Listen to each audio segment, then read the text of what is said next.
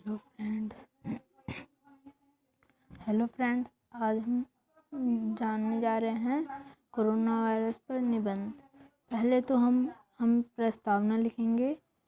पहले विश्व स्वास्थ्य संगठन WHO ने कोरोना वायरस को महामारी घोषित कर दिया है। कोरोना वायरस बहुत सूक्ष्म लेकिन प्रभावी वायरस है। कोरोना वायरस मानव के बाल की तुलना में 900 गुना छोटा है, लेकिन कोरोना का संक्रमण दुनिया भर में तेजी से फैल रहा है।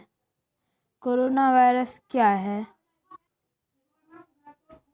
कोरोना वायरस CoV का संबंध वायरस के ऐसे परिवार से है जिसके संक्रमण से जुकाम से लेकर सांस लेने में तकलीफ जैसी समस्या हो सकती है। इस वायरस को पहले कभी नहीं देखा गया है। इस वायरस का संक्रमण दिसंबर में चीन के वुहान शहर में हुआ था। WHO के मुताबिक बुखार, खांसी, सांस लेने में तकलीफ इसके लक्षण हैं। अब तक इस वायरस को फैलने से रोकने वाला कोई टीका नहीं बना है।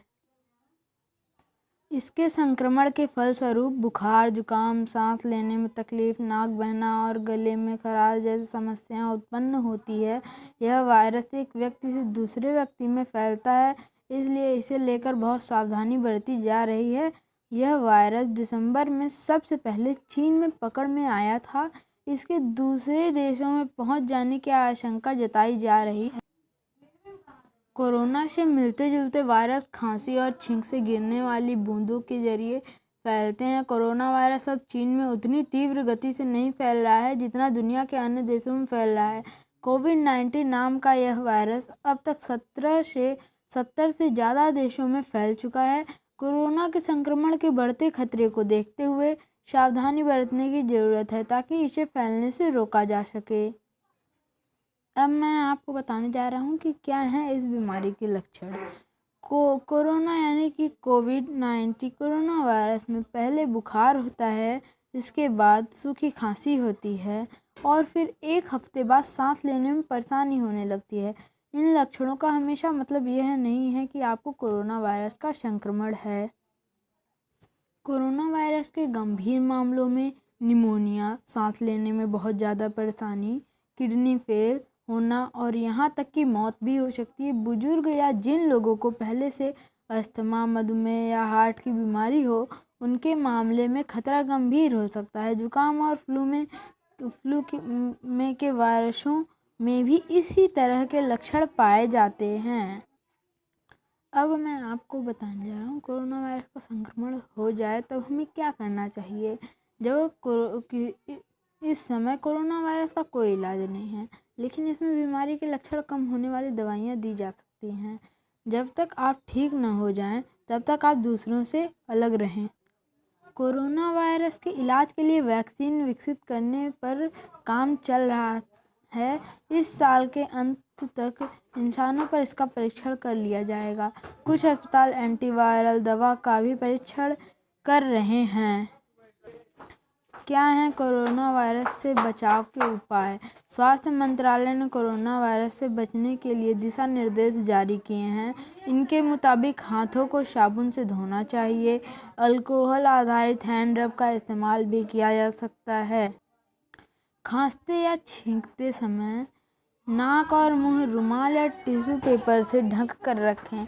जिन व्यक्तियों में कोल्ड और फ्लू के लक्षण हों, उनसे दूरी बनाकर रखें। अंडे और मांस के सेवन से बचें। जंगली जानवरों के संपर्क में आने से बचें। अब मैं बताने जा रहा हूँ कि मास्क कौन और कैसे पहनें।